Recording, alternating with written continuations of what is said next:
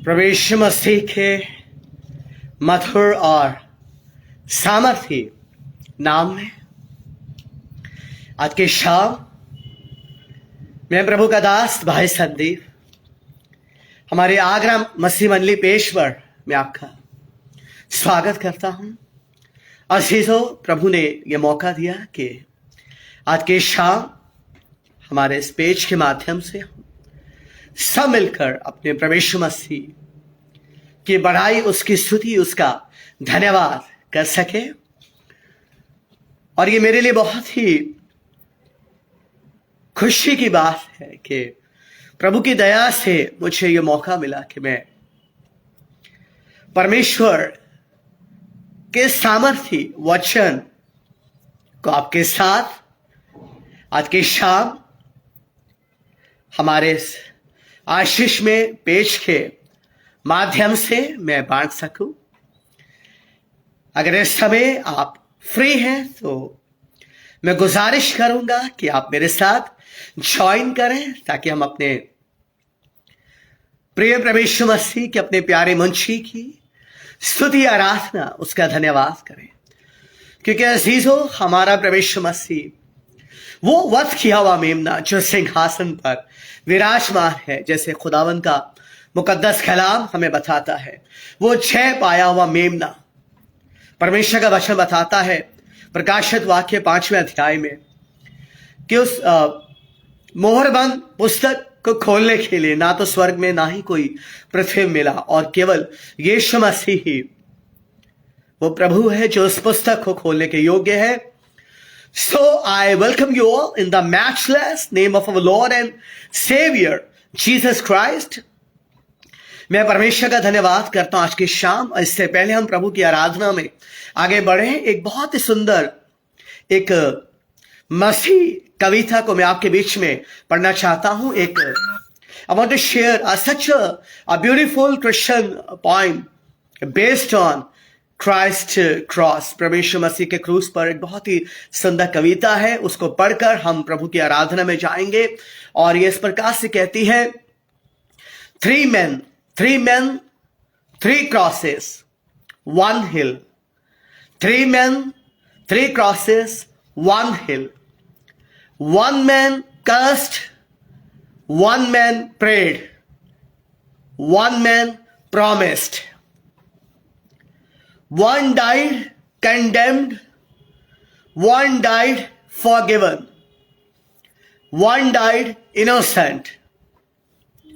1 died in sin, 1 died to sin, and 1 died for sin. Hallelujah. 1 was held by death, when 1 was released by death, and 1 was conquered death, and that is our Lord and Savior Jesus Christ. 1 lost life, 1 gained life, and 1 was life. Hallelujah.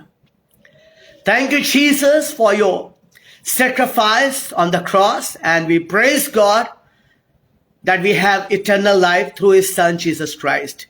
एक बार फिर से इस कविता को आपके लिए पढ़ देना चाहता हूं, हिंदी में अनुवाद करना चाहूंगा। 3 व्यक्ति, 3 क्रूस और 1 पहाड़ी। एक व्यक्ति ने श्राप दिया, एक व्यक्ति ने प्रार्थना किया, और एक व्यक्ति ने प्रतिज्ञा किया। एक व्यक्ति अपने दोष के साथ मारा गया, एक व्यक्ति ने क्षमा प्राप्त किया, और एक व्यक्ति निर्दोष मारा गया। एक व्यक्ति पाप में मरा, एक व्यक्ति पाप में मरा, और एक व्यक्ति पाप के लिए मर गया। एक व्यक्ति मृत्यु के हवाले हुआ, एक व्यक्ति मृत्यु से छुड़ाया गया, और एक व्यक्ति ने मृत्यु पर जय को प्राप्त किया। एक व्यक्ति ने अपना जीवन गंवाया, एक व्यक्ति ने जीवन को प्राप्त किया, और एक व्यक्ति स्वयं जीवन था। हम प्रभु मसीह का धन्यवाद करते हैं उसके बेशकीमती बलिदान के लिए जो अजीजों मेरे और आपके पापों के लिए प्रभु मसीह ने क्रूस पर दिया है। और ये हम सबके लिए एक बड़ा धन्यवाद का विषय है कि प्रभु मसीह ने हमें परमेश्वर के क्रोध से और परमेश्वर के उस दर्द से हमें बचा लिया है, इसलिए हम परमेश्वर की आराधना करते हैं। आज के शाम आइए हम परमेश्वर मसीह के चरणों में आए, अपने प्रभु की स्तुति आराधना करें, क्योंकि परमेश्वर का वचन कहता है आकाश के नीचे और पृथ्वी के ऊपर यीशु मसीह के नाम को छोड़कर कोई दूसरा नाम नहीं है अजीजों, जिससे मनुष्य उद्धार पाए। इसलिए हम परमेश्वर की संतान हैं, परमेश्वर मसीह के मेमने के लहू से हम खरीदे गए हैं, और ये मेरा और आपका कर्तव्य है कि हम इस जीवन के दौर में हर समय अपने परमेश्वर मसीह के हाथों को थामे रखें और अपनी आंखें, जैसा बाइबल में बताती है, विश्वास के कर्ता और सिद्ध करने वाले परमेश्वर मसीह की ओर हम लगाए रखें। वो हमें अनुग्रह देगा, हमारी मदद करेगा और सब बातों में हमें स्थिर करेगा। ये प्रभु की आराधना करेंगे। गीत को हम सुनेंगे, भंवर के बीच में तो कहता है थम जा। आइए प्रभु की आराधना करें।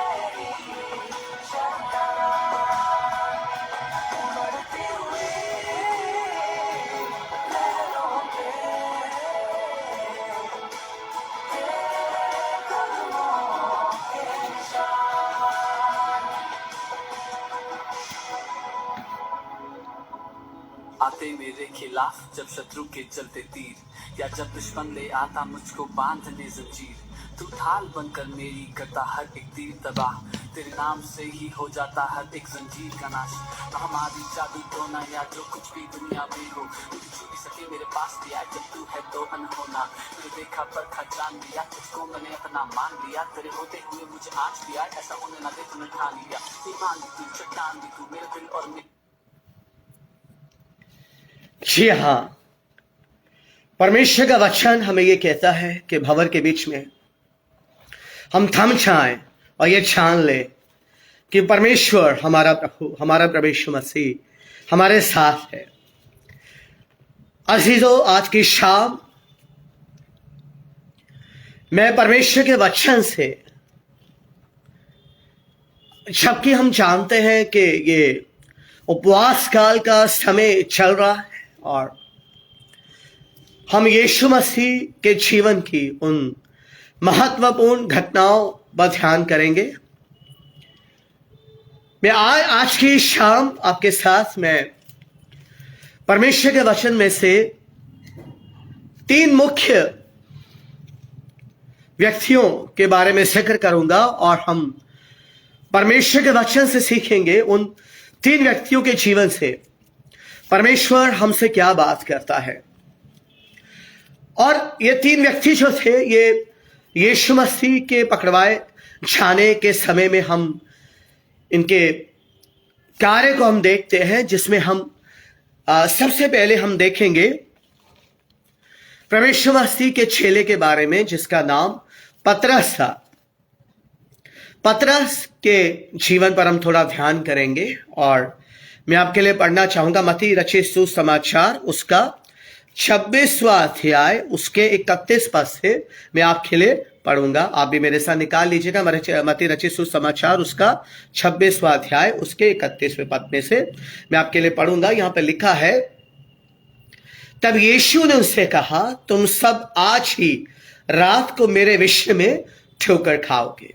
यहां परमेश्वर मसीह अपने चेलों से बात कर रहे हैं। ये फसह की रात है। परमेश्वर मसीह ने आखिरी खाना खा लिया है। परमेश्वर मसीह के साथ जो होने वाला उसके बारे में परमेश्वर मसीह बात कर रहे हैं। यहां पर उन्होंने कहा, क्योंकि लिखा है, मैं चरवाहे को मारूंगा और झुंड की भीड़ें तितर बितर हो जाएंगी, परंतु मैं अपने जी उठने के बाद तुमसे पहले गलील को जाऊंगा। यीशु मसीह ये बता रहे अपने चेलों को। तब पतरस ने उससे कहा, ध्यान से सुनिएगा, पतरस ने क्या कहा, यदि सब तेरे विषय में ठोकर खाएं तो खाएं, परंतु मैं कभी ठोकर ना खाऊंगा। यीशु ने उससे कहा, मैं तुझसे सच सच कहता हूं कि आज ही रात को मुर्ग के बांग देने से पहले तू 3 बार मुझसे मुकर जाएगा। पतरस ने उससे कहा, यदि मुझे तेरे साथ मरना भी पड़े तो भी मैं तुझसे कभी ना मुकरूंगा। और ऐसे ही सब चेलों ने कहा। अजीजों, आज की शाम मैं परमेश्वर के वचन से 3 कैरेक्टर्स के बारे में, जो कि बड़े ही विशेष दिलचस्प जो कैरेक्टर्स हैं और हम उनके जीवन से क्या सीख सकते हैं, मैं आज की शाम उनके जीवन से कुछ विशेष बातें मैं बांटना चाहता हूं। जिसमें सबसे पहले मैंने पतरस के बारे में आपके साथ पढ़ा है, मत्ती रचित सुसमाचार उसके 26वें अध्याय में से उसके 31 पद से लेकर 35वें पद तक। और हम देखते हैं कि यीशु मसीह अपने चेलों के साथ बहुत ही गंभीर विषय में बात कर रहे हैं। यीशु मसीह अपने पकड़वाए जाने के बारे में और अपने दुख भोग के बारे में बात कर रहे हैं और अचानक से प्रभु यीशु मसीह की बात को काट दिया जाता है। हम देखते हैं कि उनका बहुत ही एक, हम क्या बोले, एक इंपल्सिव उनका चेला, बहुत ही उतावला चेला जो कि पतरस है, हम देखते हैं उन्होंने यीशु मसीह की बात को काटा, बोला कि प्रभु यदि सब तेरे विषय में ठोकर खाएं तो खाएं, परंतु मैं कभी ठोकर ना खाऊंगा। और फिर ये बोला, प्रभु मुझे तेरे साथ मरना भी पड़े तो भी मैं तुझसे कभी ना मुकरूंगा। अगर हम पतरस की बातों को देखें तो बड़ी जोश से भरी हुई बात है। बड़ी सुनकर अच्छा लगता है प्रभु यीशु मसीह के बारे में, जो उसने अपना जोश, अपना उत्साह दिखाया। लेकिन अजीजों, क्या ये जो बातें पतरस के मुंह से निकली, क्या ये परमेश्वर की ओर से थी? क्या ये पवित्र आत्मा से प्रेरित ये शब्द थे जो पतरस की मुंह से निकले थे? नहीं, ये पवित्र आत्मा की ओर से प्रेरित नहीं थे। ये शरीर पर भरोसा रखते हुए ये शब्द जो थे, ये पतरस के अपने शारीरिक मन पर आधारित थे। और मैं आज कुछ बातें इन्हीं पदों से आपको सिखाना चाहता हूं। ध्यान से अब से सीखिएगा। देखिए, ये अच्छी बात है कि हम प्रभु मसीह से प्रेम करते हैं और हम उसके लिए कुछ भी कर गुजरने के लिए हम जो है तत्पर हैं। प्रभु मसीह हमारे इस जोश को वो सराहता है। लेकिन अजीजों, बाइबल हमें ये भी सिखाती है कि हमें जब हम प्रभु यीशु मसीह का अनुसरण कर रहे हैं, जब हम प्रभु यीशु मसीह के पीछे चल रहे हैं, तो ये हमारी लियाकत और हमारी खूबी पर आधारित नहीं है। अगर आज मैं परमेश्वर की सेवा कर रहा हूं, अगर आज की शाम मैं इस घड़ी इस ऑनलाइन माध्यम से मैं वचन को बांट रहा हूं, तो ये मेरी सामर्थ्य नहीं है, ये परमेश्वर का ही अनुग्रह है। परमेश्वर का अनुग्रह है। हमारा सारा जीवन ही अजीजों परमेश्वर के अनुग्रह पर टिका हुआ है। लेकिन कई बार हम जो है हमारे अंदर हम देखते हैं, कई बार हमारे अंदर आत्मिक घमंड आ जाता है, शारीरिक घमंड आ जाता है। मैं देखता हूं बहुत से लोग अपनी स्पिरिचुअलिटी के ऊपर बहुत ही घमंड करते हैं, और वो जब कलीसिया में होते हैं, प्रार्थना सभाओं में होते हैं, तो वो अपने आप को दूसरों से ज्यादा धार्मिक दिखाने की कोशिश करते हैं, और उनके एटीट्यूड से ऐसा लगता है कि वो ऐसा दिखाना चाहते हैं कि वो बहुत they are so much spiritual. लेकिन अजीजों में ये भी देखना है कि मेरी धार्मिकता क्या मेरे शरीर के कामों पर आधारित तो नहीं है। और बाइबल हमें आत्मिक बनने के लिए बोलती है, ना कि धार्मिक बनने के लिए बोलती है। मेरे अजीजों, परमेश्वर मसीह आत्मिक है, परमेश्वर आत्मा है, और परमेश्वर का वचन हमें बताता है कि मनुष्य की धार्मिकता के माध्यम से हम परमेश्वर को, सनातन परमेश्वर को प्रसन्न नहीं कर सकते। अपने धार्मिक कामों के द्वारा हम परमेश्वर को प्रसन्न नहीं कर सकते। और पतरस जो यहां बोलता है, उसके जो शब्द हैं वो उसकी धार्मिकता पर आधारित है, ना कि पवित्र आत्मा से प्रेरित है। इसलिए प्रभु यीशु मसीह को उसे बीच में टोकना पड़ा और बोलना पड़ा कि मैं तुझसे सच कहता हूं कि आज ही रात मुर्ग के बांग देने से पहले तो 3 बार मेरा इनकार करेगा। ये सुनकर पतरस के मन को बहुत धक्का लगा होगा और उसे काफी इंसल्ट भी फील हुई होगी। लेकिन जब बाद में ये बात पूरी हुई तो तब उसने रियलाइज किया कि प्रभु का वचन हमेशा सच्चा ठहरता। अजीजों, देखिए मैं 4 बातें आपको जल्दी से पतरस के जीवन से बताऊंगा, उसके बाद हम दूसरे कैरेक्टर के ऊपर जाएंगे। ध्यान से सुनिएगा। देखिए, पतरस ने जो बात बोली, ये प्रभु के अनुग्रह पर निर्भर होते हुए नहीं बोली, ये उसने अपने शारीरिक बल पर, शारीरिक मन पर बोली, या यूं कहे कि अपने आप पर ही भरोसा रखते हुए बोली, अपने आप पर भरोसा रखते हुए बोली। शायद पतरस को ये लगता होगा कि वो शारीरिक कद काठी में बहुत तगड़ा है, बलवान है, उसमें बहुत ताकत, अगर प्रभु यीशु मसीह पे हमला होता है तो वो उसका सामना कर लेगा। या पतरस को ऐसा लगा कि वो सब चेलों में उम्र में बड़ा है। इतिहास बताता है कि पतरस यीशु मसीह से भी बड़ा था उम्र में, और उसे ऐसा लगता होगा कि इसलिए अपने पर भरोसा रखते हुए उसने ये बात बोली। मेरे अजीजों, बाइबल हमें क्या सिखाती है? बाइबल हमें सिखाती है कि हमें जब हम परमेश्वर की सेवा कर रहे हैं, जब परमेश्वर मसीह को फॉलो कर रहे हैं, तो हमें किसी बात में भी अपने ज्ञान पर, अपने संसाधनों पर, अपने शारीरिक बल पर, अपने शारीरिक काबिलियत पर हमें भरोसा नहीं रखना, क्योंकि ये आत्मिकता है और परमेश्वर ही सब कुछ है। मैं आपको बताऊं, हमें अपने बल पर, अपने ज्ञान पर, अपनी संसारिक उपलब्धियों पर भरोसा नहीं रखना। जैसे नीति वचन अगर आप देखें, उसका 3रा अध्याय अगर आप देखें, ये बहुत ही परिचित पद है, मैं आपके लिए पढ़ देना चाहता हूं। नीति वचन उसका 3रा अध्याय, उसके 5 से 7 पद में क्या लिखा? बाइबल हमें क्या सलाह देती कि हमें अपने आप पर भरोसा रखना चाहिए। बाइबल बोलती है, तू अपनी समझ का सहारा ना लेना, वरन संपूर्ण मन से यहोवा पर भरोसा रखना, उसी को स्मरण करके सब काम करना, तब वो तेरे लिए सीधा मार्ग निकालेगा। Praise the Lord. बहुत ही सुंदर वचन है। तो अगर हमें परमेश्वर मसीह की सेवा करनी है, तो वो भी हमें अपनी सामर्थ पर निर्भर होकर नहीं करनी। पौलुस इस बात का अंगीकार करता है। पौलुस कहता है कि जब मैं परमेश्वर को प्रसन्न करने की कोशिश करता हूं, तो मैं शरीर के प्रेशर में आ जाता हूं। यानी कि जो मैं भलाई करना चाहता हूं परमेश्वर के नाम पर, मेरे मन से बुराई निकलती है, क्योंकि मेरा शरीर, मेरा मन मुझ पर हावी हो जाता है। और पौलुस ने प्रार्थना करी, प्रभु ने कहा मेरा अनुग्रह पौलुस तेरे लिए काफी है। तो देखिए, पतरस ने अपने आप पर भरोसा रखा, अपने शरीर पर भरोसा रखा। वो ये दिखाना चाहता था कि वो कर सकता है या वो इस काबिल है। बाइबल हमें सिखाती है कि हमें ऐसा नहीं बनना, हमें संपूर्ण मन से हमें प्रभु पर ही भरोसा रखना है। अगर आप यीशु के गवाह बनना चाहते हैं अजीजों, तो आपको यीशु पर ही भरोसा रखना है। यीशु की सामर्थ पर ही आपको निर्भर रहना है, यीशु के वचन पर ही आपको खड़े रहना है। आपको अपने शारीरिक मन पर भरोसा नहीं रखना, क्योंकि मन तो सबसे अधिक धोखेबाज है, बाइबल हमको बताती है।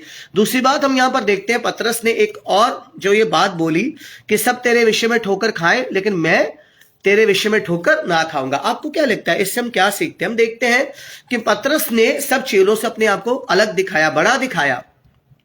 और आजकल मैं देखता हूं कि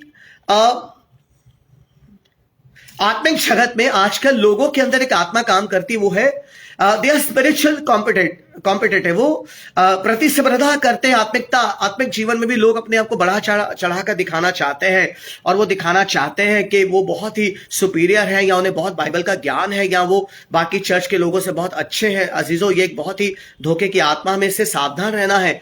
पतरस ने अपने आप को सब चेलों से, उसने क्या बोला? पतरस ने बोला सब ठोकर खाएं, यानी कि ये ठोकर खाएं, ये इस लायक नहीं है, मैं ठोकर नहीं खाऊंगा। उसने ऐसी बात बोली। अजीजों, देखिए क्या प्रभु यीशु मसीह ने हमें यह सिखाया है कि हम अपने आप को दूसरों से बड़ा दिखाएं या दूसरों से अपने आप को बहुत अच्छा दिखाएं। ये प्रभु यीशु मसीह की टीचिंग नहीं है। प्रभु यीशु मसीह की टीचिंग संसार से बिल्कुल अलग है। संसार कहता है कि अपनी कुर्सी मत छोड़ो। संसार कहता है कि अगर कोई तुम्हें ना दे तो छीन लो। संसार कहता है कि आगे होने का कोई मौका मत छोड़ो, बड़े बनने का कोई मौका मत छोड़ो। लेकिन प्रभु यीशु मसीह ने क्या सिखाया? अपने पकड़वाए जाने की वाली रात में प्रभु यीशु मसीह ने क्या सिखाया, मैं आपके साथ शेयर करना चाहता हूं। देखिए, मरकुस उसका 10वां अध्याय अगर आप देखें, मरकुस उसका 10वां अध्याय, उसका 42 पद से आप पढ़े, 42 से यीशु ने सिखाया। मरकुस 10 का 42। तो यीशु ने उनको पास बुलाकर उनसे कहा, तुम जानते हो कि जो अन्य जातियों के हाकिम समझे जाते हैं वे उन पर प्रभुता करते हैं, और जो उनमें बड़े हैं उन पर अधिकार जताते हैं, परंतु तुम में ऐसा नहीं है। प्रभु यीशु मसीह ने चेलों को कह रहे, वरन जो कोई तुम में बड़ा बनना चाहे वो क्या बने? वो तुम्हारा सेवक बने। वो तुम्हारा सेवक बने। और उसके बाद हम देखते हैं कि जो कोई तुम में प्रधान होना चाहे वह सबका दास बने। देखिए कितना प्रभु यीशु मसीह का जो संदेश है, प्रभु यीशु मसीह की जो शिक्षाएं कितनी महान है। देखिए, इस संसार में हर कोई आगे निकलना चाहता है, दूसरों को धक्का देकर, दूसरों की लात खींचकर, दूसरों को धोखा देकर, बाय हुक बाय क्रुक, किसी भी तरह से कोई भी अपनी कुर्सी नहीं छोड़ना चाहता। लेकिन देखिए, प्रभु यीशु मसीह ने कितना सुंदर जो है संदेश यहां दिया। उसने कहा, जो कोई तुम में बड़ा बनना चाहे वो तुम्हारा सेवक बने, और जो कोई तुम्हारा प्रधान होना चाहे वो सबका क्या बने? दास बने। स्वयं प्रभु यीशु मसीह दुनिया में क्या बनकर आए? प्रभु यीशु मसीह दास बनकर आए। ये पद हमें बताता है, क्योंकि मनुष्य का पुत्र इसलिए नहीं आया कि उसकी सेवा टहल की जाए, वरन इसलिए आया कि आप सेवा टहल करें और बहुतों की छुड़ौती के लिए अपना प्राण दे। अजीजों, अपने जीवन को जांचिए, अपने जीवन को देखिए।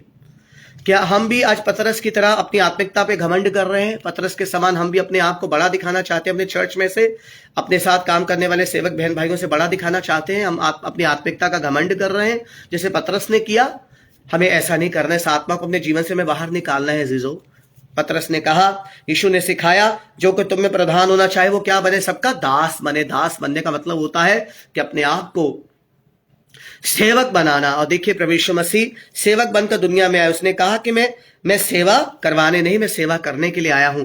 अजीजों, तीसरी बात हम पतरस के जीवन में क्या देखते हैं? उसका घमंड देखते हैं। पतरस ने क्या बोला कि सब ठोकर खाएं लेकिन मैं ठोकर नहीं खाऊंगा, सब छोड़ दे लेकिन मैं नहीं छोड़ूंगा।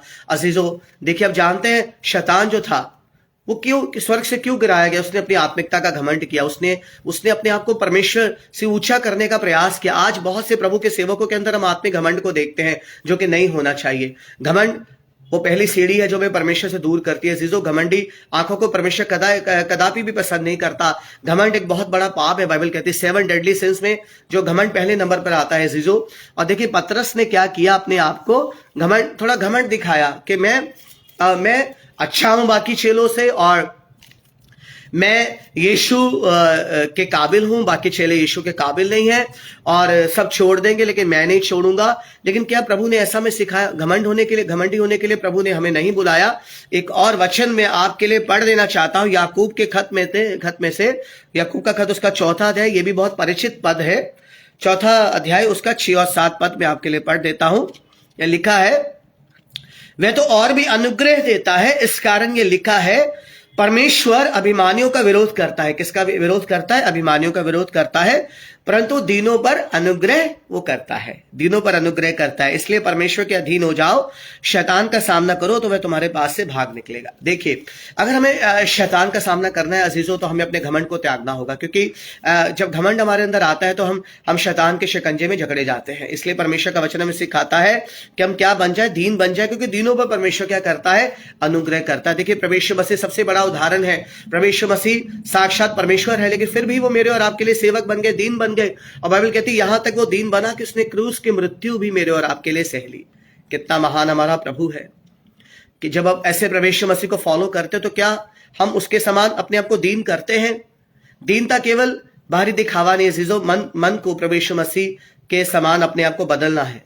दीनता परमेश्वर को भाती है। दीन जो है, परमेश्वर उनसे प्रेम करता है। दीन लोगों पर परमेश्वर अनुग्रह करता है, बाइबल कहती है मेरे अजीजों।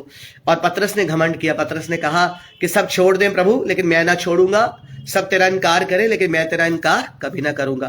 प्रभु मसीह कहता है कि हम दीन बने, क्योंकि वचन कहता है कि परमेश्वर के अधीन हो जाओ, परमेश्वर के अधीन हो जाओ। देखिए, अधीन होने, हमारी जो विजय है वो अधीन होने पर है, हमारी जो विक्ट्री है वो अधीन होने पर है मेरे अजीजों।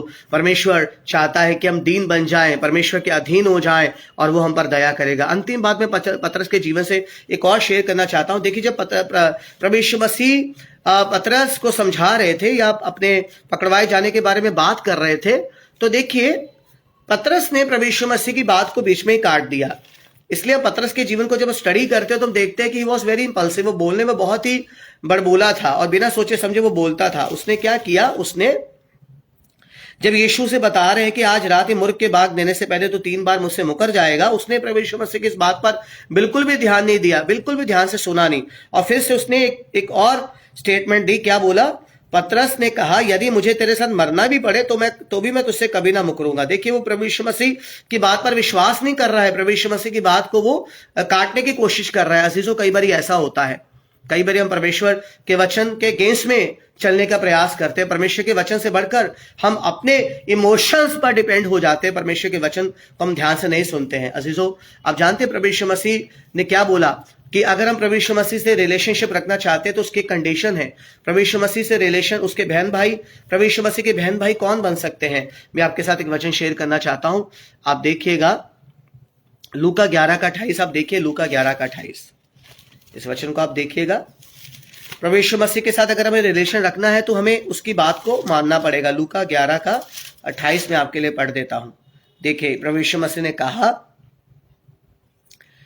यीशु ने कहा, हाँ परंतु धन्य है वो जो परमेश्वर का वचन सुनते और मानते हैं। देखिए, धन्य है वो लोग जो परमेश्वर का वचन सुनते और मानते हैं। अजीजों, हमें प्रभु यीशु मसीह जब हमसे बात करता अपने वचन के द्वारा तो हमें उसकी बात को बड़े ध्यान से सुनना है। प्रभु के वचन को अनसुना नहीं करना है।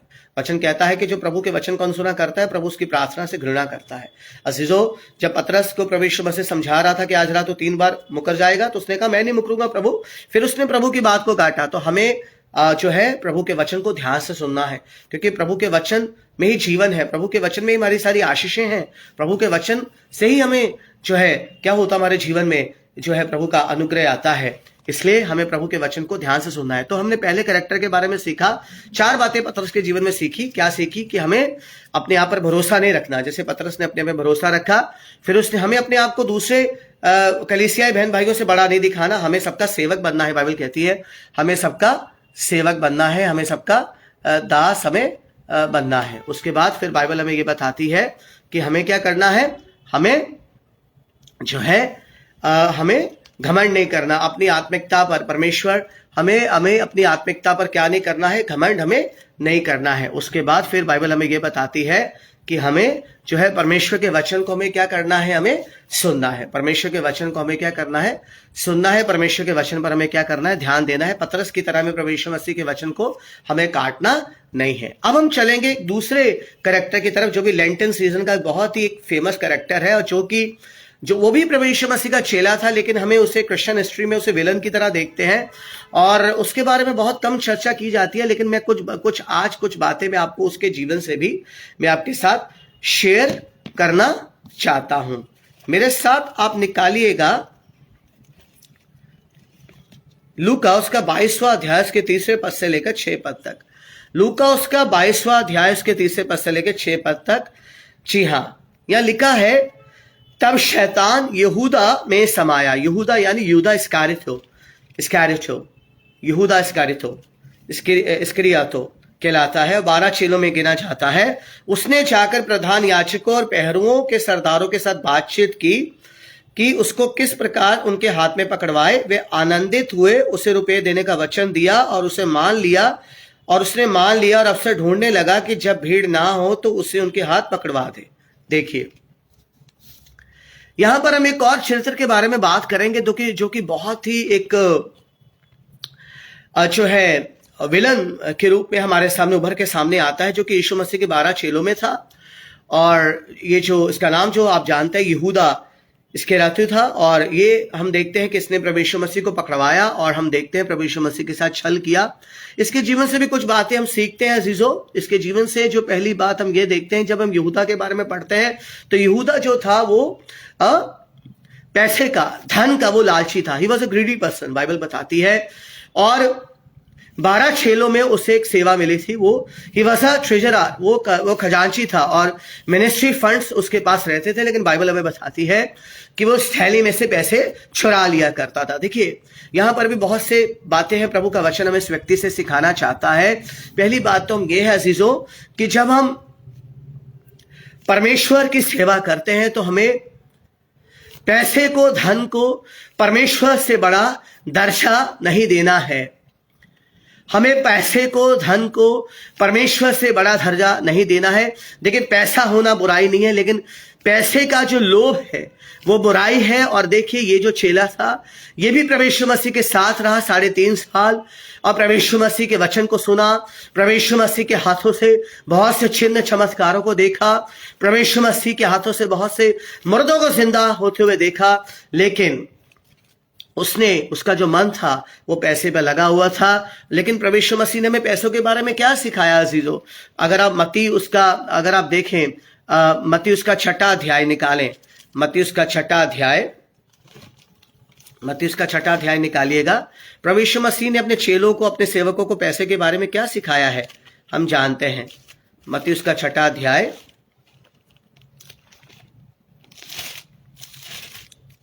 जी हाँ, 6वां अध्याय उसका 24वां पद। ये लिखा है, कोई मनुष्य 2 स्वामियों की सेवा नहीं कर सकता, क्योंकि वो एक से बैर और दूसरे से प्रेम रखेगा, या एक से मिला रहेगा और दूसरे को तुच्छ जानेगा।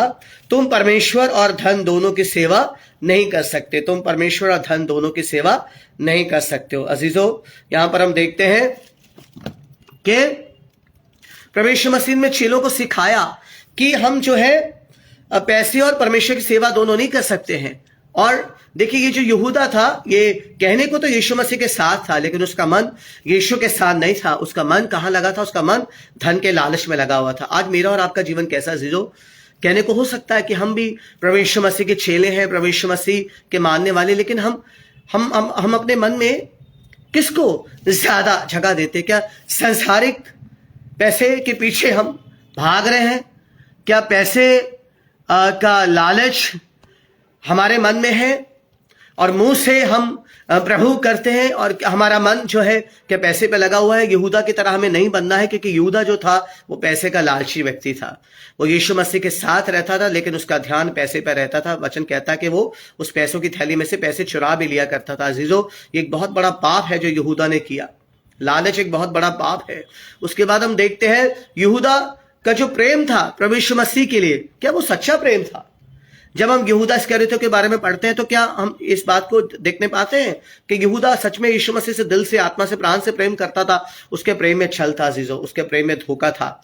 और यहां पर हम देखते हैं कि यहूदा ने फरीसी जो थे यीशु मसीह के पकड़ने वाले लोगों को चिन्ह दे रखा था कि जिसको मैं ज्यादा चूमूंगा वही यीशु मसीह है। ये चिन्ह उसने दे रखा था। और गतसमनी मार्ग में जब यीशु मसीह रात के समय प्रार्थना कर रहे थे, यहूदा वहां सिपाहियों के साथ पहुंचा, तो देखिए यहूदा ने क्या किया, उसने यीशु मसीह को बहुत चूमा। देखिएगा मत्ती उसका 26वां अध्याय, मत्ती उसका 26वां अध्याय आप देखिए, जी हाँ, 47 पद में लिखा है, वह ये कह ही रहा था कि यहूदा जो 12 में से एक था आया और उसके साथ प्रधान याजकों और लोगों के पुरनियों की ओर से बड़ी भीड़ तलवारें और लाठियां लिए हुए आई। उसके पकड़वाने वाले ने यह संकेत दिया था, जिसको मैं छूमूं वही है, उसे पकड़ लेना। और तुरंत यीशु के पास आकर कहा, हे रबी नमस्कार, उसको बहुत छूमा। और यीशु ने उससे कहा, हे मित्र, जिस काम के लिए तू आया है उसे कर ले। अजीजों देखिए, बड़ा दुख लगता है। देखिए, प्रभु यीशु मसीह ने जिसमें भरोसा किया, प्रभु यीशु मसीह ने जिसको प्रेम किया, देखिए उसी ने उसके साथ छल किया। कहते हैं ना, जिस थाली में खाना उसे में छेद करना। देखिए, प्रभु यीशु के प्रति उसका जो प्रेम था, उसके पीछे धोखा था, उसके पीछे छल था। देखिए, उसने चिन्ह दे रखा था कि जिसको मैं ज्यादा प्रेम करूंगा, जिसको मैं ज्यादा चूमूंगा, वही यीशु मसीह है। अजीजों, आप अपने प्रेम को जानिए अपने मसीह बहन भाइयों के विषय में। हमारे प्रेम में छल नहीं होना चाहिए, हमारे प्रेम में धोखा नहीं होना चाहिए, हमारे प्रेम में बैर नहीं होना चाहिए। अजीजों, बाइबल कहती है हमारा प्रेम कैसा होना चाहिए। हम निकालेंगे 1 कुरिन्थियों का 13वां अध्याय, जहां पर पौलुस प्रेम, मसीह प्रेम की परिभाषा देता है। हम इस पद को अच्छे से जानते हैं। 1 कुरिन्थियों का 13वां अध्याय जी, यह लिखा है, पौलुस कहता है, यदि मैं मनुष्य और स्वर्गदूतों की बोलियां बोलो, प्रेम न रखो तो मैं छनछनाता हुआ पीतल और छनछनाती हुई छाछ हूं। और यदि मैं भविष्यवाणी कर सकूं और सब भेदों और सब प्रकार के ज्ञान और समझ को, जो मुझे यहां तक कि पूरा विश्वास हो कि पहाड़ों को हटा दूं, परंतु प्रेम न रखूं तो मैं कुछ भी नहीं। और यदि मैं अपने संपूर्ण संपत्ति कंगालों को खिला दूं या अपने देह जलाने के लिए दे दूं, प्रेम न रखूं तो मुझे कुछ भी लाभ नहीं। अब देखिए, मसीह प्रेम की परिभाषा पौलुस यहां देते हैं। वो कहता है, प्रेम धीरजवंत होता है, प्रेम कृपालु होता है, प्रेम ढा नहीं करता, प्रेम अपनी बड़ाई नहीं करता, प्रेम फूलता नहीं, वे अन्य रीति से नहीं चलता, वे अपनी भलाई नहीं चाहता। प्रेम जो है वो झुंझलाता नहीं है, वे बुरा नहीं मानता है, कुकर्म से आनंदित नहीं होता, परंतु सत्य से आनंदित होता है। वे सब बातें सह लेता है, सब बातों की प्रतीति करता है, सब बातों की आशा रखता है, सब बातों में धीरज धरता है। देखिए अजीजों, यह है सच्चा वचन आधारित मसीह का प्रेम। कुकर्म से आनंदित नहीं होता, पाप से आनंदित नहीं होता, धोखे से, छल से, बैर से आनंदित नहीं होता, सब बातों की आशा रखता है, सब बातों में धीरज धरता है और अपनी भलाई नहीं चाहता। देखिए, यहूदा का प्रेम कैसा था प्रभु यीशु मसीह के लिए?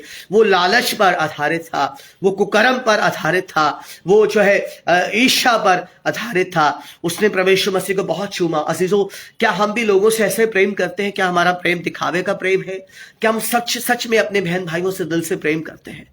क्या सच में हमारा प्रेम मसीह के प्रेम के जैसा है कि उसने अपने हमारे लिए अपने आप को दे दिया, हम भी अपने लिए, अपने बहन भाइयों के लिए दुख उठाने के लिए तैयार रहते हैं। अजीजों, हमें अपने प्रेम को जांचना है, हमारे प्रेम में धोखा नहीं होना चाहिए। अजीजों, उसके बाद तीसरी बात हम यहूदा इस्करियोती उसके जीवन से देखते हैं, वो ये है कि जो काम, जो सेवा परमेश्वर की ओर से आपको मिली है, आपको उसमें विश्वास योग्य रहना है।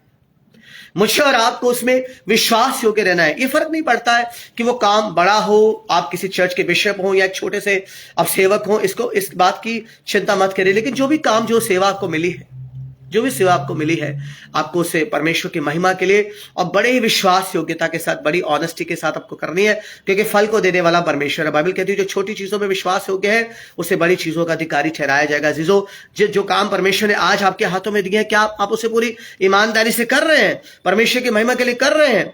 आप जिस पद पर है, क्या उस पद को आप परमेश्वर की महिमा के लिए इस्तेमाल कर रहे हैं या हम अपनी जेबें भरने के लिए कर रहे हैं? अजीजों, मैं यहूदा के जीवन से आपको उदाहरण देना चाहता हूं। देखिए, वो ट्रेजरार था, परमेश्वर मसीह की मिनिस्ट्री में वो ट्रेजरार था, और देखिए वो फाइनेंस को देखता था। लेकिन अगर आप देखें परमेश्वर के वचन में, मैं आपको बताना चाहता हूं, यूहन्ना उसका 12वां अध्याय, यूहन्ना उसका 12वां अध्याय आप निकालिएगा, यूहन्ना उसका 12वां अध्याय।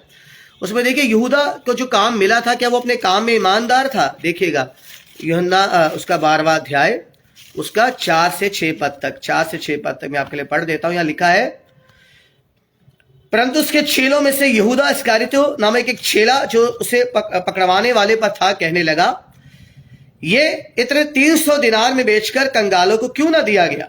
उसने बात इसलिए नहीं कही कि उसे कंगालों की चिंता थी, परंतु इसलिए कि वह चोर था और उसके पास उनकी थैली रहती थी और उसमें जो कुछ वो डालता था वह निकाल लेता था। देखिए यहूदा को जो सेवा, जो काम मिला था, वो उस काम में विश्वास योग्य नहीं था और यहाँ बाइबल बताती है कि वो सिर्फ दिखावा करता था कि उसे कंगालों के गरीबों की बहुत चिंता है, लेकिन वो चोर था। बाइबल में चोर शैतान को बोला गया है, चोर चोरी करने, है ना, लूटने आता है। और यहाँ पर जो है यहूदा यीशु मसीह को रिप्रेजेंट नहीं कर रहा, यहाँ पर यहूदा शैतान को रिप्रेजेंट कर रहा है, क्योंकि उसका मन यीशु मसीह के साथ, उसका शरीर यीशु मसीह के साथ था, लेकिन उसका जो उसने अपनी आत्मा को शैतान के हाथों में बेच दिया था। उसका मन जो था वो शैतान के बंधन में था। कई बार ऐसा होता है, हो सकता हम चर्च में हो लेकिन हम प्रभु से दूर हो सकता हम चर्च जाने वाले हो, हाथ में बाइबल भी हो, लेकिन हमारा मन परमेश्वर से दूर हो सकता है अब तक हमने उद्धार को नहीं पाया। अजीजों, ये बहुत ही एक गंभीर विषय है, हमें अपने आप को जांचने की आवश्यकता है। हो सकता हम संदेश को सुनते हो, मसीह प्रोग्राम देखते हो, कन्वेंशन को अटेंड करते हो, लेकिन हो सकता है कि अब तक हमने प्रभु यीशु मसीह के उस व्यक्तिगत रूप से प्रभु को ना जाना हो। देखिए, ये यहूदा एक बड़ा उदाहरण है कि वो यीशु के साथ रहा, साथ साथ वो यीशु के साथ जाता था, उठता बैठता था, सब कुछ वो जानता था, लेकिन उसका जो मन था वो यीशु से दूर था। अजीजों, यहां पर हम देखते हैं कि उसने लिखा है कि उसके पास थैली रहती थी, जो कुछ में डाला जाता था वो निकाल लेता था। अजीजों, जो सेवा, जो काम आपको मुझे मिला परमेश्वर की ओर से, उसके प्रति हम कितने विश्वास योग्य हैं, ये हमें देखना है।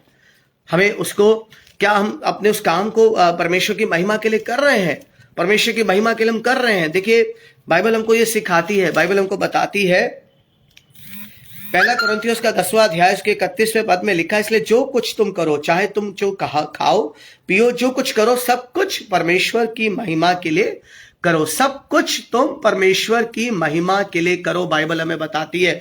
अजीजों, आपका चाहे वो जॉब करना हो, चाहे आपका बिजनेस हो, चाहे आपकी मिनिस्ट्री हो, जो कुछ भी आप कर रहे हैं, आपको ये ध्यान रखना है कि सब कुछ परमेश्वर की महिमा के लिए हो। कोई भी काम ऐसा ना हो जिससे परमेश्वर के नाम की निंदा हो, जैसे यहूदा ने करा। उसने जो उस काम में वो विश्वास योग्य नहीं था।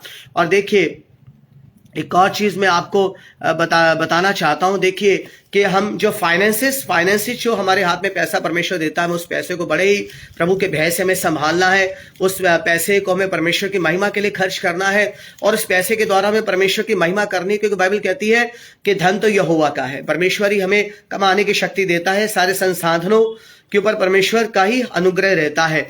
लेकिन यहूदा के जीवन से हम देखते हैं कि अगर हम गलत तरीके से पैसा कमाएंगे तो हो सकता है कि उसका खामियाजा, उसका दंड हमें भुगतना पड़े, जैसे यहूदा ने करा। यहूदा ने क्या करा, उसने पैसे के लालच के कारण उसने एक बहुत ही गलत कदम उठाया। शैतान के भरमाने में, उकसाने में उसने क्या किया आप जानते हैं। अगर आप देखेंगे यूहन्ना उसका 27वां अध्याय, अगर आप देखें, यूहन्ना उसका, मत्ती उसका 27वां अध्याय अगर आप देखेंगे, जी मैं आपके लिए पढ़ देता हूं।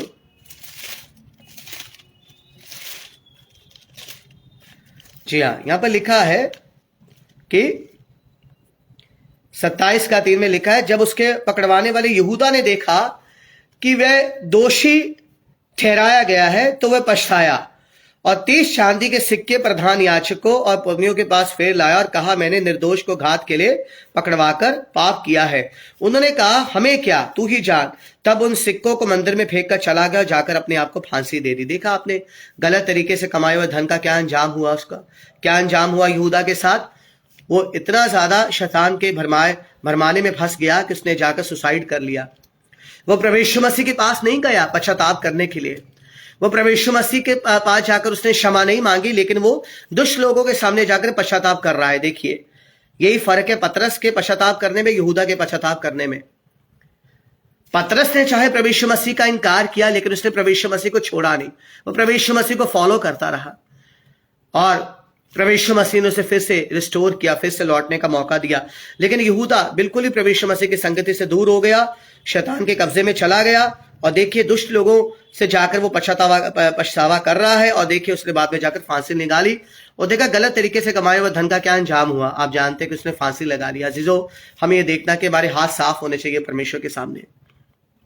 जो पैसा हमारे घर में आ रहा है वो कहां से आ रहा है, क्या वो परमेश्वर के अनुग्रह से आ रहा है या गलत तरीके से वो पैसा कमाया जा रहा है। अजीजों, परमेश्वर पाई का हिसाब चुकाने वाला परमेश्वर है, और वो जानता है कि हमारे मन में क्या है। अजीजों, यहूदा का जो चरित्र हमें बहुत सी बातें बताता है, और एक बात मैं आपको और यहूदा के जीवन से बताना चाहता हूं, जो कि बहुत बहुत ही गंभीर बात है। वो बात प्रभु भोज के साथ जुड़ी हुई है। जब हम प्रभु की मेज पर आते हैं, प्रभु यीशु मसीह के बदन और लहू में शामिल होते हैं। आपको याद है पकड़वाए जाने वाली रात में प्रभु यीशु मसीह जब रोटी और उस दाख रस को बांट रहे थे, तो देखिए वहां पर यहूदा भी शामिल था। और देखिए यहूदा के द्वारा एक बहुत बड़ी गलती उसने करी। यूहन्ना अगर उसका आप 13वां अध्याय निकालें, यूहन्ना उसका 13वां अध्याय निकालें, इस बात की ओर मैं आपका ध्यान दिलाना चाहता हूं। यूहन्ना उसका 13वां अध्याय आप निकालिएगा।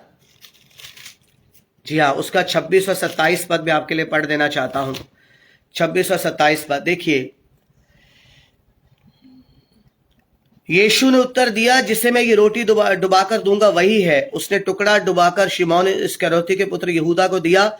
टुकड़ा लेते ही शैतान उसमें समा गया। तब यीशु ने उससे कहा, तू जो करता है तुरंत कर।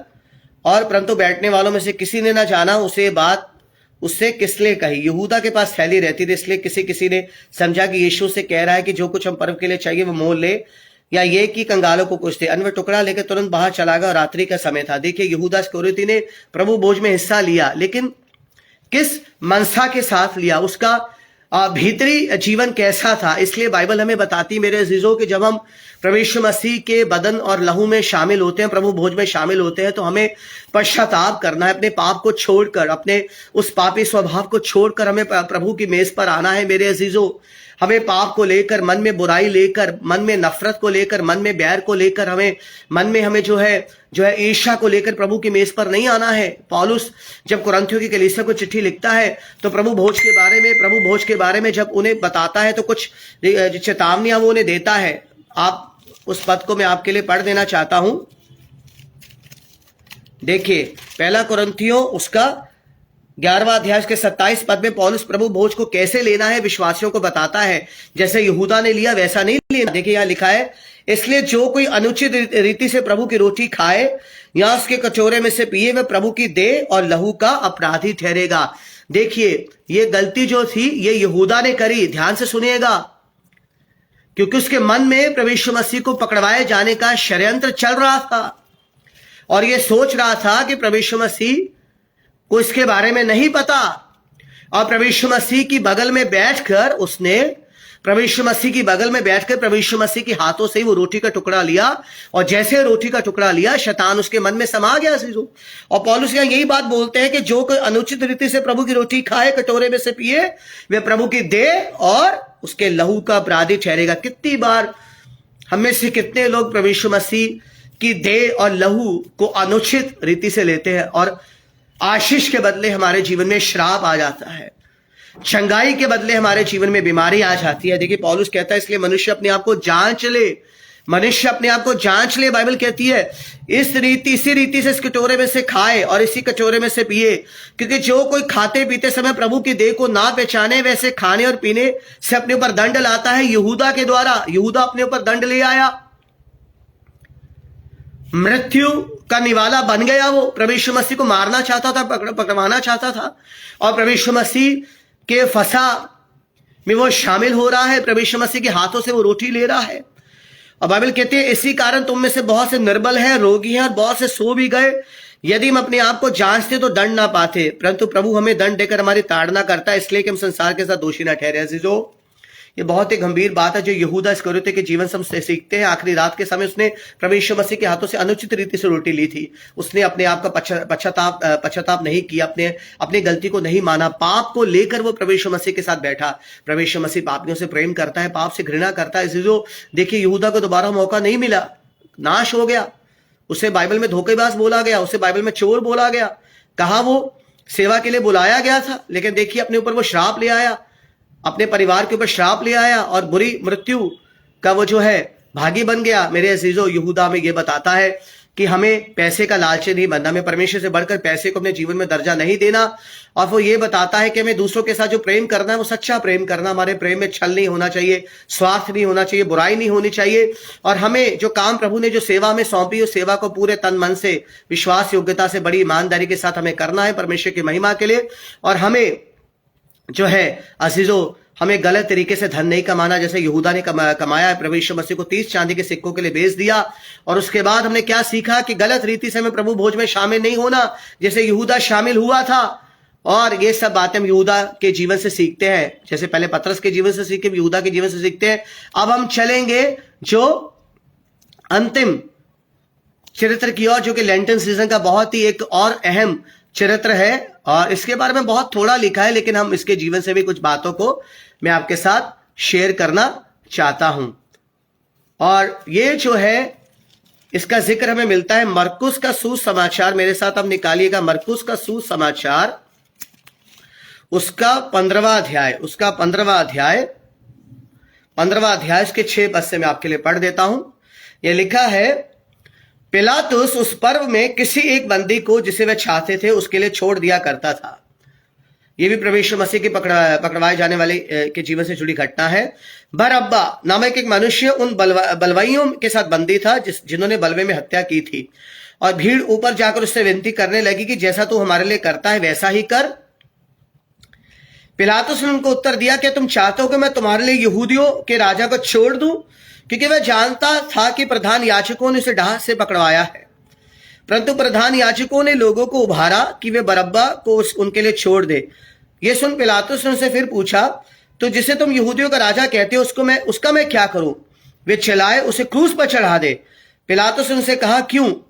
इसने क्या बुराई करी है? परंतु वे और भी चला इसे क्रूस पर चढ़ा दे। तब पिलातुस ने भीड़ को प्रसन्न करने की इच्छा से बरअब्बा को उनके लिए छोड़ दिया और यीशु को कोड़े लगवाकर सौंप दिया कि क्रूस पर चढ़ाया जाए। जी अजीजों, लेंटन सीजन का उपवास काल का तीसरा अहम मुख्य चरित्र किरदार मैं आपके साथ शेयर करना चाहता हूं, जो है बरअब्बा। बरअब्बा का जो मतलब है, इब्रानी नाम है बरअब्बा, और इसका जिक्र हमें केवल सुसमाचारों की पुस्तक में मिलता है और अंतिम अध्यायों में मिलता है।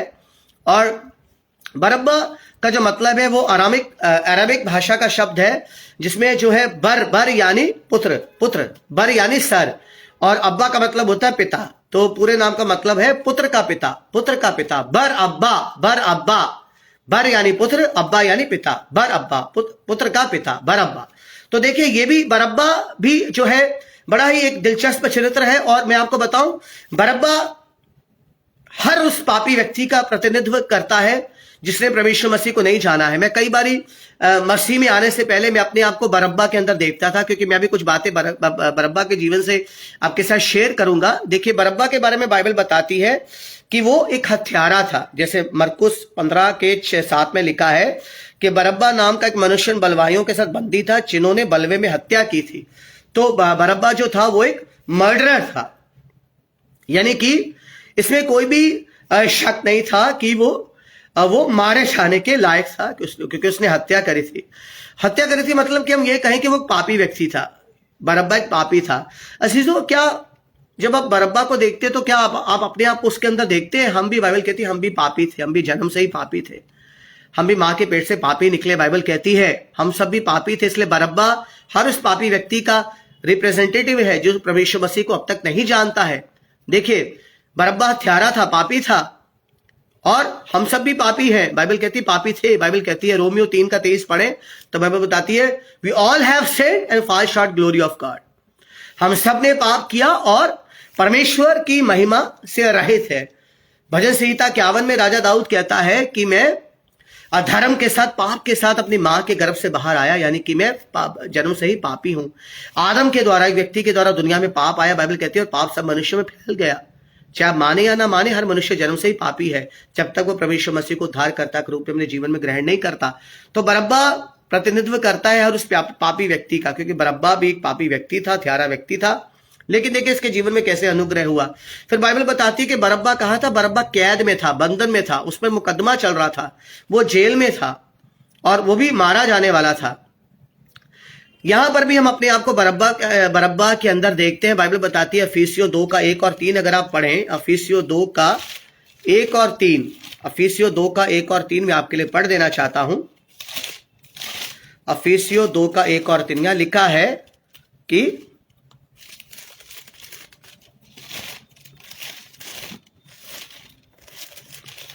अफिसियों 2 का 1 और 3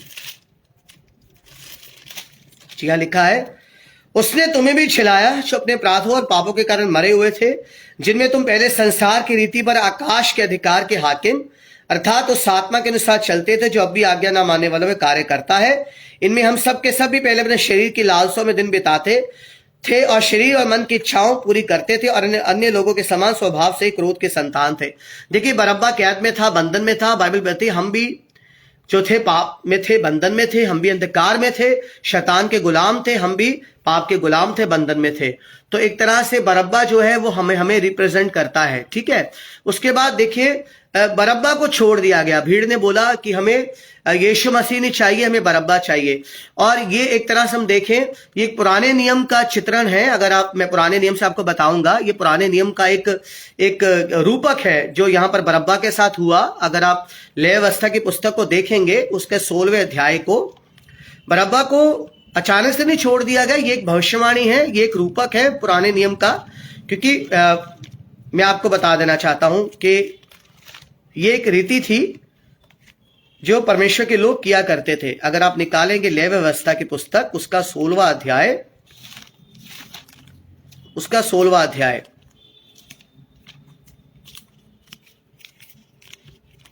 जी हाँ, उसका 16वां अध्याय,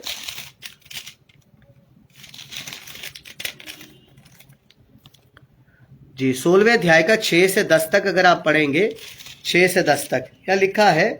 लेवी व्यवस्था 16वां अध्याय 6 से 10 ये लिखा है, और हारून उस पाप बलि के बछड़े को जो उसी के लिए होगा चढ़ाकर अपने और अपने घराने के लिए प्रायश्चित करे, और उन दोनों बकरों को, देखिए यह 2 बकरों का जिक्र हो रहा है, एक बरअब्बा और एक यीशु मसीह, ठीक है। 2 बकरों को लेकर मिलाप वाले तंबू के द्वार पर यहोवा के सामने खड़ा करे, और हारून दोनों बकरों पर चिट्ठियां डाले, दोनों बकरों पर चिट्ठियां डाले, ठीक है। एक चिट्ठी यहोवा के लिए और दूसरी अजाजेल के लिए हो, ठीक है।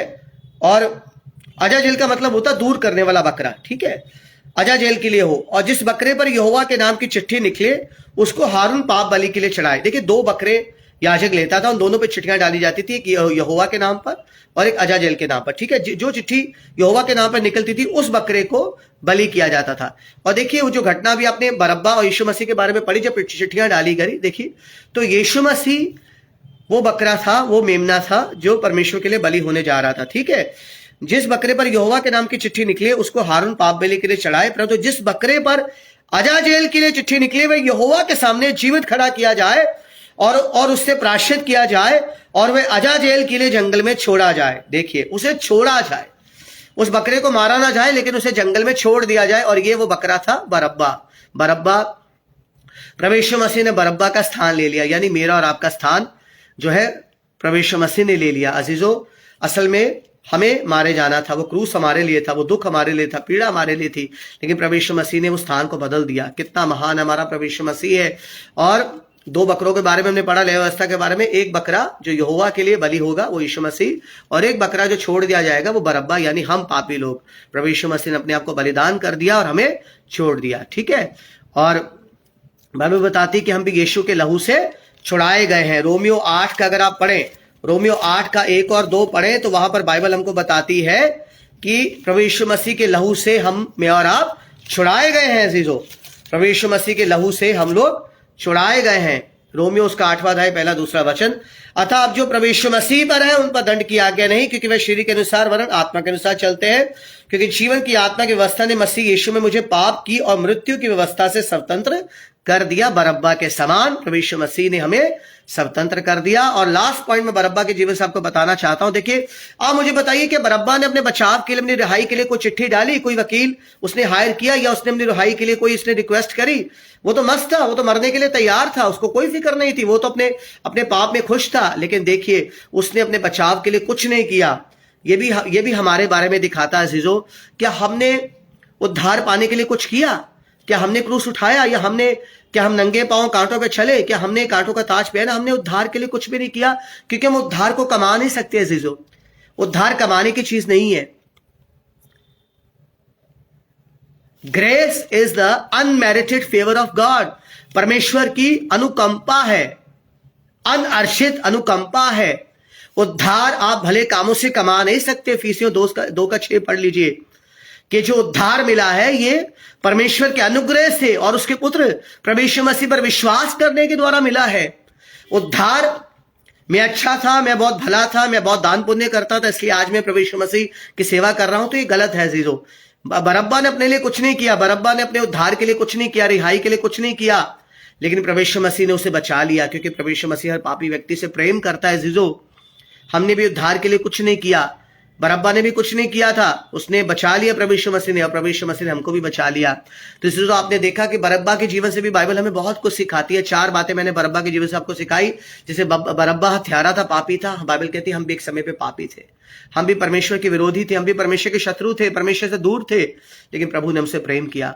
बरअब्बा के समान हम भी कैद में थे, बंधन में थे, अंधकार में थे, लेकिन यीशु मसीह में ज्योति में लेकर आया, वो ज्योति बनकर हमारे जीवन में आया और बरअब्बा को छोड़ दिया गया। जैसे पुराने नियम में 2 बकरे थे, एक बकरा यहोवा के लिए काटा जाता था, एक बकरे को छोड़ दिया जाता था। बरअब्बा को भी छोड़ा गया, हमको भी छोड़ा गया, यीशु के लहू से भी छुड़ाया गया। और चौथी बात हमने बरअब्बा के जीवन से देखी कि बरअब्बा ने अपने छुटकारे के लिए, रिहाई के लिए कुछ नहीं किया, हमने भी अपने उद्धार के लिए कुछ नहीं किया, केवल this is a pure grace of God. प्रभु यीशु मसीह के लहू के लिए हम बहुत बहुत धन्यवाद करें अजीजों कि हमने आज 3 बाइबल के मुख्य चरित्रों पर ध्यान दिया। पतरस के इनकार के बारे में हमने सीखा, यहूदा के धोखे के बारे में हमने सीखा, और बरअब्बा के छुटकारे के बारे में हमने सीखा। आशा करता हूं कि आज के बाइबल अध्ययन के द्वारा आपको बहुत ब्लेसिंग मिली होगी। जबकि लेंटेल सीजन चल रहा है, पास्कल के दिन चल रहे हैं, प्रार्थना में रहिए, प्रभु के वचन को अधिक से अधिक पढ़िए, परमेश्वर के वचन की गवाही दीजिए और अपने मित्रों के साथ प्रभु यीशु मसीह के प्रेम को बांटिए, क्योंकि समय बहुत थोड़ा है। मारानाथा, यीशु मसीह आने वाला है, और अपने आप को प्रभु यीशु मसीह के आगमन के लिए तैयार करिए। अगर अब तक आपने प्रभु यीशु मसीह को अपना प्रभु उद्धारकर्ता नहीं स्वीकार किया है, तो मेरी प्रार्थना है कि आज की रात, आज की घड़ी आपके जीवन के लिए, आपके परिवार के लिए, बच्चों के लिए उद्धार को पाने की घड़ी बन जाए। आज की रात प्रभु यीशु मसीह आपके जीवन के सिंहासन पे विराजमान हो जाए। हर श्राप, बंधन, हर पाप, हर शैतान की बेड़ी आपके जीवन से टूट जाए। अगर आप बीमार हैं तो यीशु के नाम से आप चंगाई को पाएं, क्योंकि बाइबल कहती है जो पाप से ज्ञात था वो मेरे और आपके लिए पापी बना, जो आशीष पाया था वो मेरे और आपके लिए शापित बन गया, और हमें चंगाई देने के लिए प्रभु यीशु मसीह रोगी बन गया, और हमें जीवन देने के लिए प्रभु यीशु मसीह ने मृत्यु को चखा। अजीजों, हमें परमेश्वर पिता के पास लाने के लिए प्रभु यीशु मसीह ने अपने आप को पिता से दूर कर लिया। अजीजों, प्रभु यीशु मसीह का धन्यवाद दीजिए। जो बहन भाई हमारे साथ जुड़े हैं उन सबके लिए हम धन्यवाद करते हैं। मैं प्रभु का दास हूं, मेरी पत्नी और मैं, हम पूरे नॉर्थ इंडिया में प्रभु यीशु मसीह की सेवा करते हैं, प्रभु यीशु मसीह के सुसमाचार का प्रचार करते हैं, कलीसियों में सेमिनार्स करते हैं, यूथ सेमिनार, फैमिली सेमिनार्स, और बच्चों को सुसमाचार प्रचार करते हैं। हमें अपनी से प्रार्थनाओं में उठाए रखिएगा और प्रभु के वचन की सेवकाई में तन मन से लगे रहिएगा। एक बार फिर से आगरा मसीह मंडली पेज के लिए बहुत बहुत धन्यवाद करते हैं। हमारे प्रिय अनुपम भैया, शबनम भाभी को परमेश्वर बहुत ब्लेस करे, उनकी सेवकाई को बहुत ब्लेस करे, और जो भी प्रभु के दास और दासियां इस पेज के माध्यम से परमेश्वर के वचन की सेवकाई करते हैं उनको परमेश्वर बहुत ब्लेस करे। ठीक है, गॉड ब्लेस यू ऑल। शालोम शालोम, प्रेज द लॉर्ड। मारानाथा, प्रभु यीशु मसीह का धन्यवाद हो। Hallelujah, thank you so much, thank you.